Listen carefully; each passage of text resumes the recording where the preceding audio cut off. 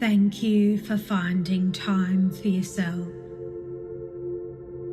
And you can take a deep breath in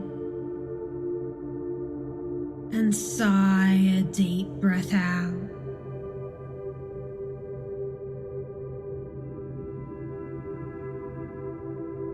A deep breath in and a relaxing breath out. And once more, deep breath in, controlled breath out.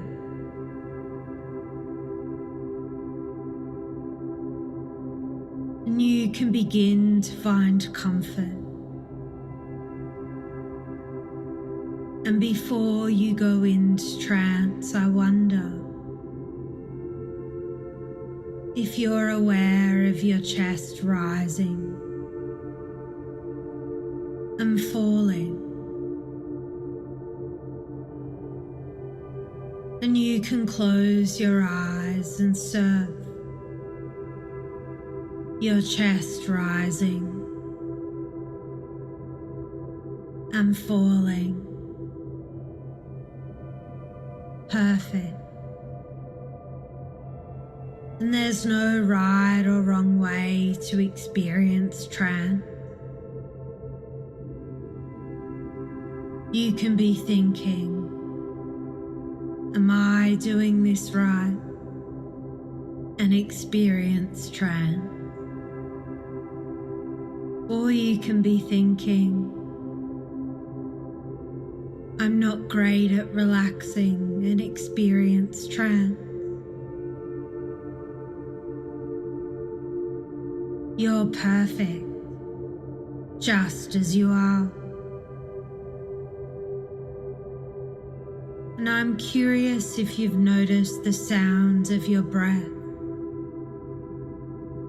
Breathing in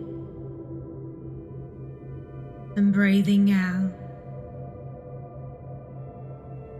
The warmth of your breath, breathing in and breathing out. Your ability to feel different sensations as you begin to relax.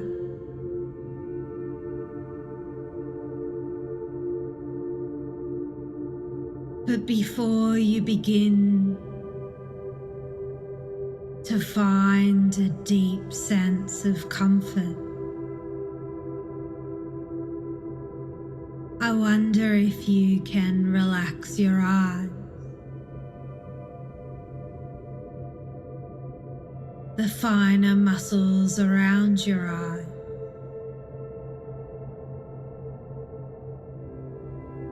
Your eyebrows. And if you were to cocoon yourself with love,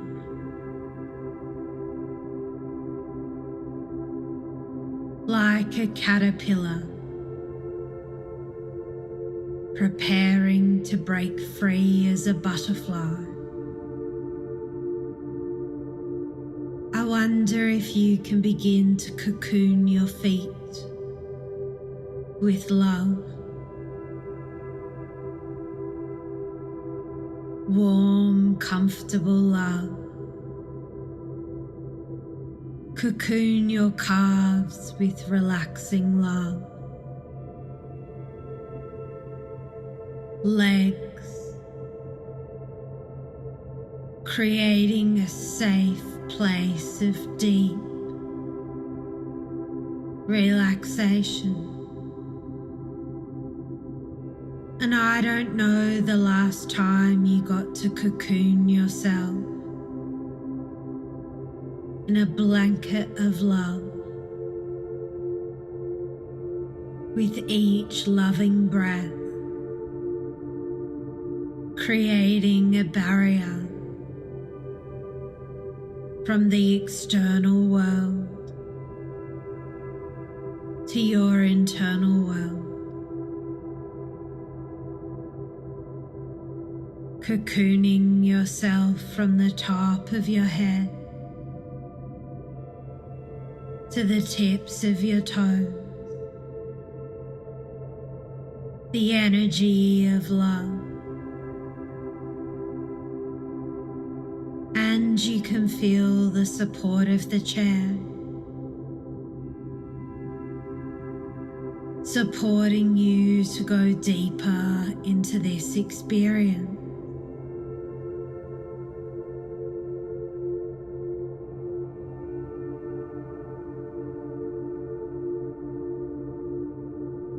And I wonder if you can make your cocoon warmer with each breath until you reach the optimal temperature for you. And I'm curious if you can go deeper into this experience, breathing in and breathing out. And you can listen to the sound of my voice. And you don't need to listen to the sound of my voice, because you are a bundle of joy, just as you are. And before you go into trance, I want to let you know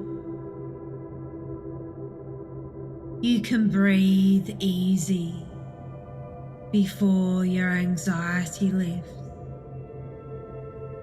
as you go into trance. And I wonder if your thoughts are clearer, more detached, as though the clouds have parted on a sunny day.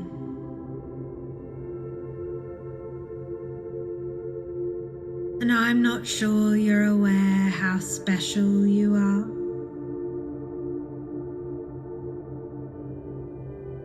No one else has your wisdom, your life experience, your colourful personality, your great sense of humour, your understanding, the privilege of being you. And no one else has your DNA, your fingerprint, or the pupils of your eyes that have been the same size since you were an infant.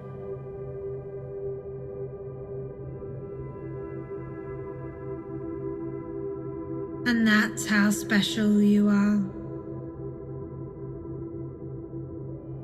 And no one knows what it's like to be you.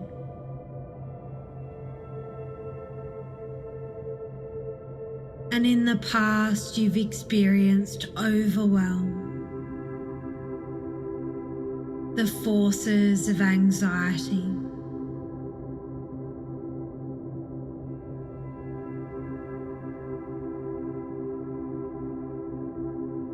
but it's got nothing to do with you. And a great relaxation technique to use in public is to pretend you have a coin between your knees, tensing the largest muscle group in the body.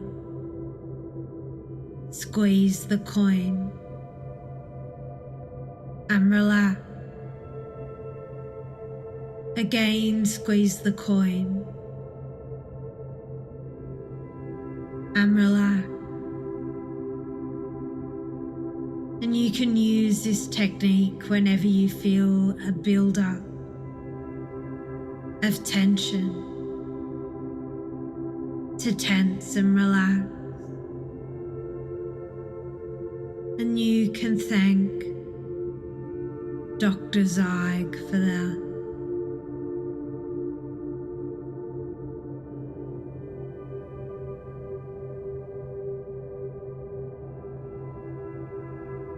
And sometimes the butterfly struggles to break free from the cocoon. But that is the exact strength that the butterfly needs to survive the journey of life.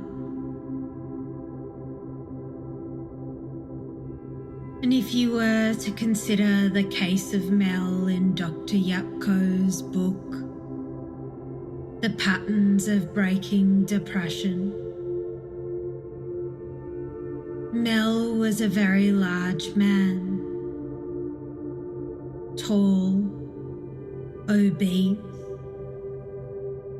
dwarfed the size of his wife Betty. Mel's eyes were closed, and he didn't open them. When Yapko introduced himself, he extended his hand in greeting, and it was his wife Betty that shook Yapko's hand. She introduced Mel. Betty coached and waited for Mel to stand and walked him into Yapko's office. Mel's eyes were still closed. Yapko was waiting for Mel to open his eyes, but he never did. And that was how much emotional pain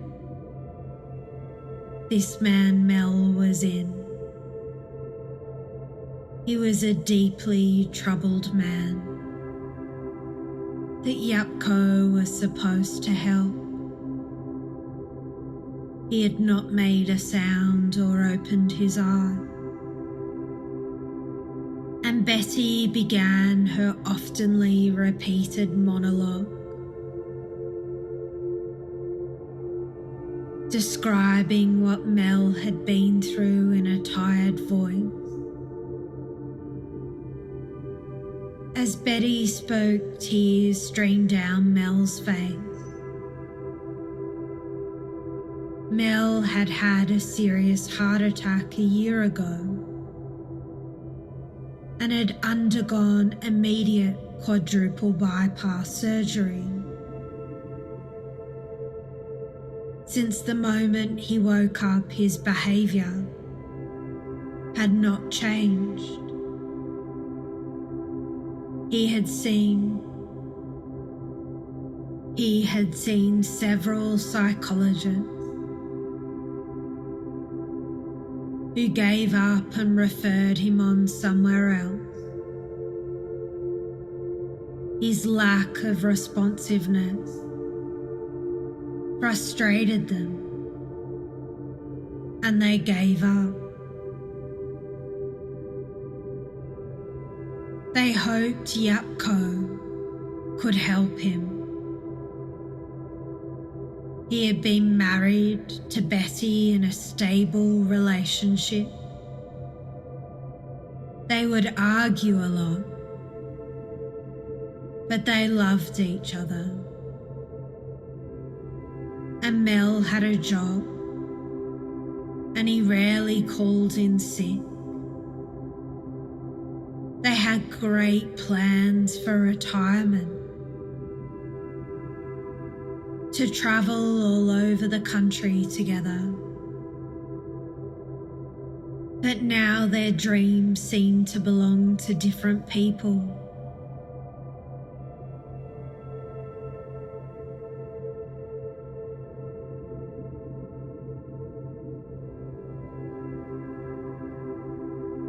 in a different lifetime. What do you think was going on inside Mel's thoughts?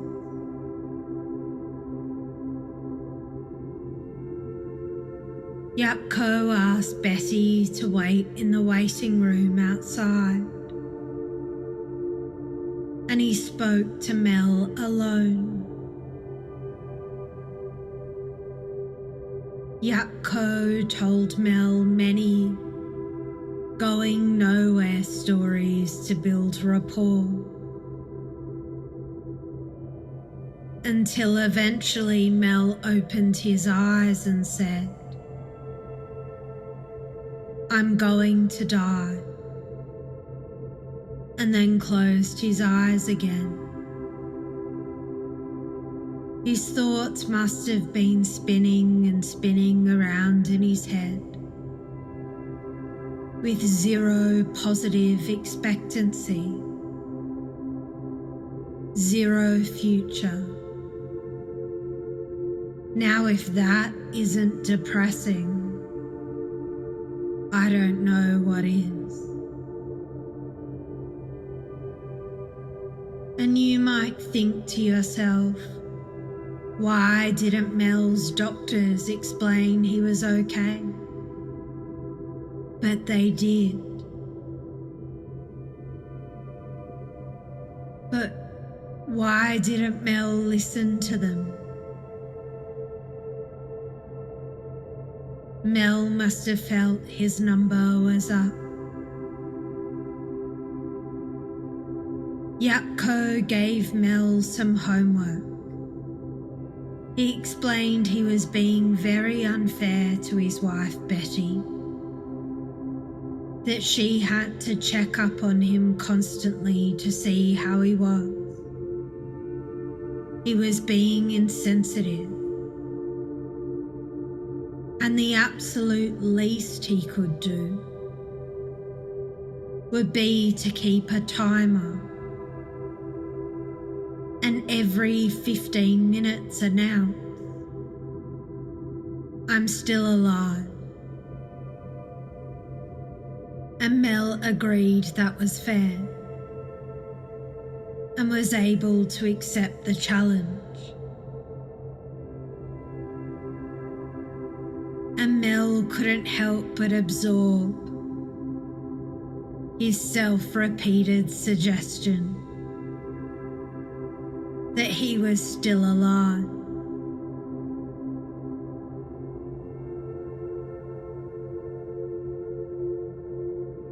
And soon Mel was able to start redefining a future. And they probably are enjoying themselves, travelling around the country, enjoying retirement now. And what people love about Jeffrey Zeig's tense and relaxed technique with the imaginary coin is you can use it in the middle of an anxiety attack,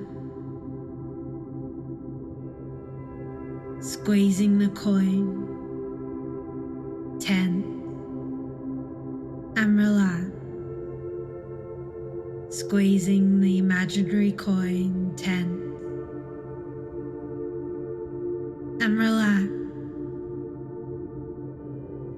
And it reminds me of an American family that was traveling through Italy. And the family didn't know at the time, but the highway they were traveling down was well known for bandits, for robbers that would carry guns and steal the car driver's money.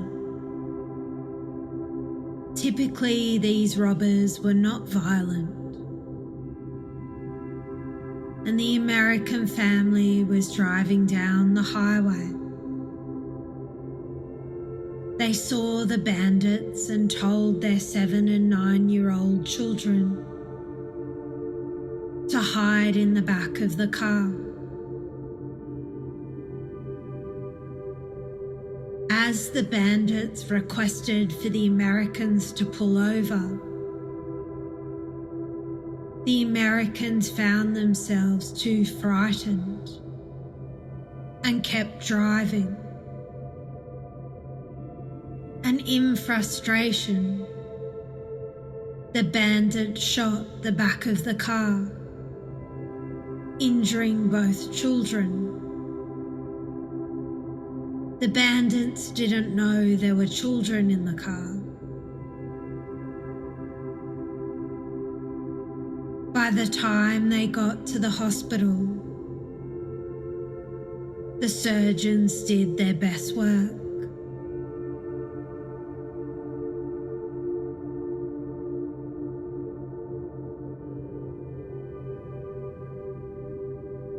But their lives were not able to be saved.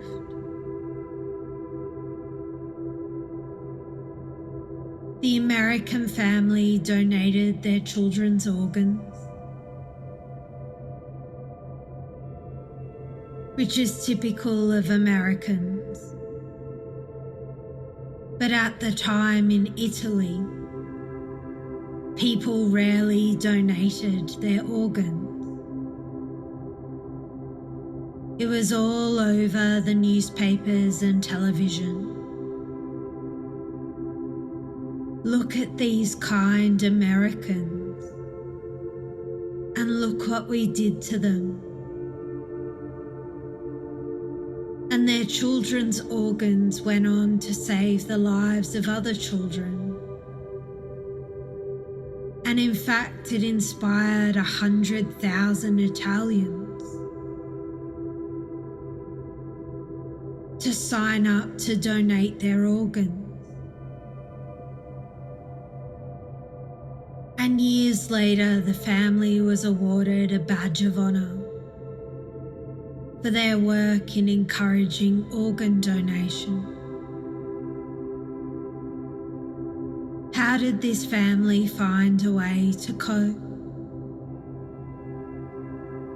They couldn't bring their children back, but maybe their children were angels put here on earth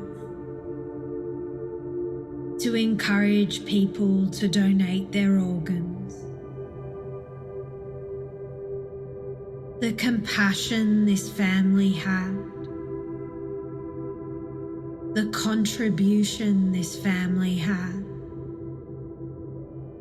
and the compelling meaning that they gave it. And you can squeeze that coin between your knees, tense, and relax. And I remember watching a retired engineer in the United States Army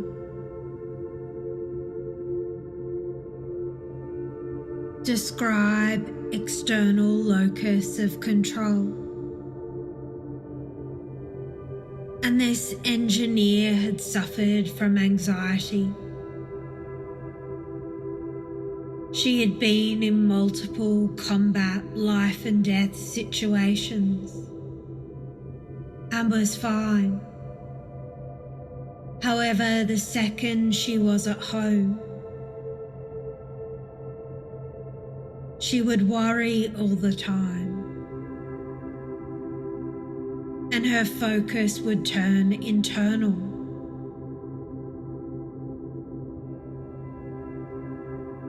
And she would Google all sorts of symptoms of illnesses, worry if her heart was okay. And one of the secrets of managing anxiety is to direct your focus from your internal world to your external world.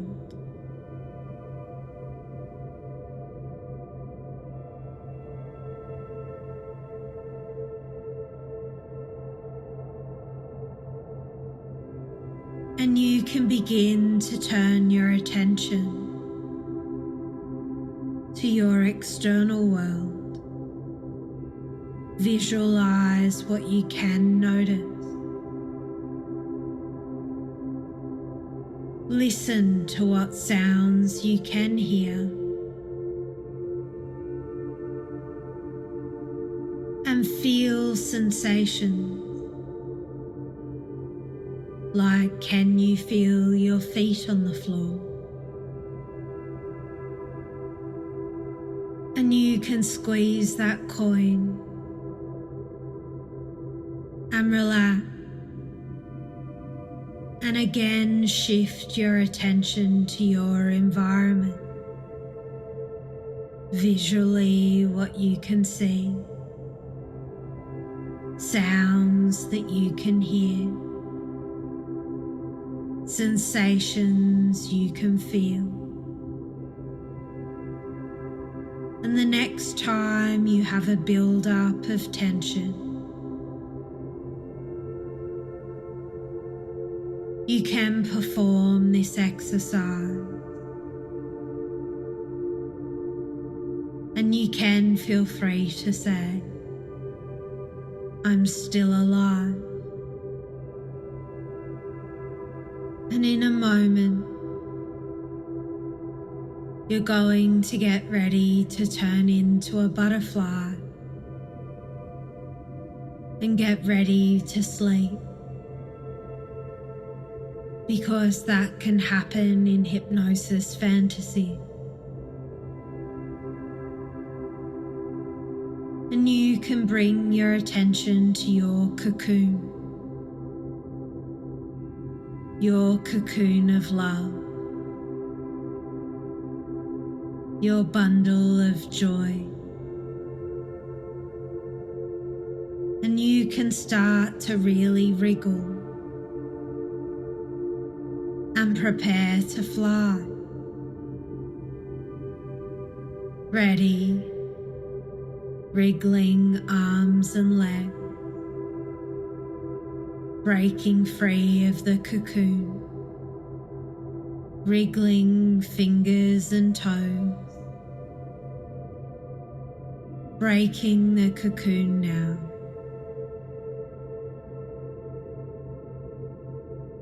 And you can watch the room fill with love.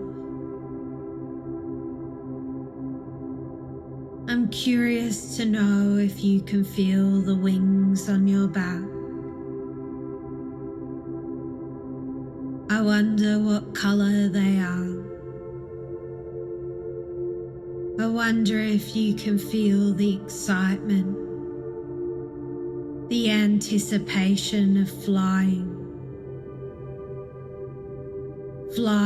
to your bedroom and falling asleep. Lighter and lighter, preparing to fly.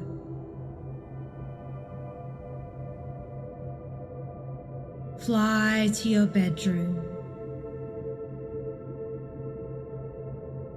And you can easily find your bed and begin to float gently, floating down, ready to sleep. 10, 9, 8, floating down, drifting to sleep. 7, 6, 5, deeper down. 4, 3, 2, 1. Sleep, sleep, sleep. You're perfect, just as you are.